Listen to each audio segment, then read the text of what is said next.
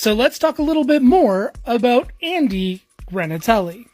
So once Grancor was up and running, Andy was pretty much cornering the market on speed parts because the West Coast speed parts manufacturing companies weren't terribly interested in shipping parts to the Midwest. Grancor pretty much hit the ground running. There was a ton of demand.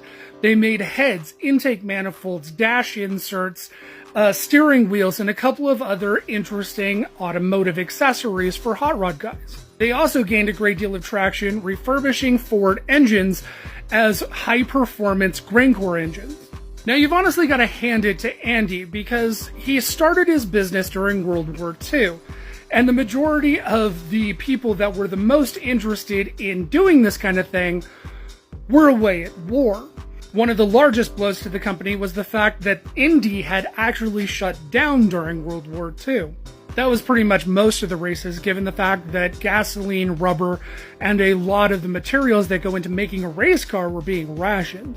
Andy still maintained traction because a lot of people were still racing at Daytona Beach, and he started to get in on the action. During the end of World War II, and still at a time when racing was still pretty difficult, Andy decided that he was going to start his own racing association, and in 1947 founded the Hurricane Racing Association. Now, the association brought stock car racing and hot rod racing to Soldiers Field in Chicago. But it also brought a series of events across Illinois and Wisconsin. In fact, the Soldiers Field event attracted a record crowd of 89,500 people. Andy was honestly getting the hang of promotion, and he was already starting to promote other drag races. He was doing a drag race at Half Day Speedway. Using one of the emergency fields, it was actually one of the first nationally advertised drag races. Andy's events were pretty impressive, given the fact that he was pulling in around 26,000 race fans.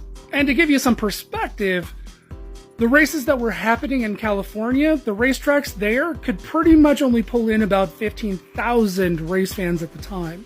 But as I said in my last video, Andy had a sense for the theatrics. So showing up to one of his events, you knew you were always going to see something spectacular. In Andy's own biography, he said that the events got pretty hairy. He actually hired stunt drivers to crash cars for people's amusement.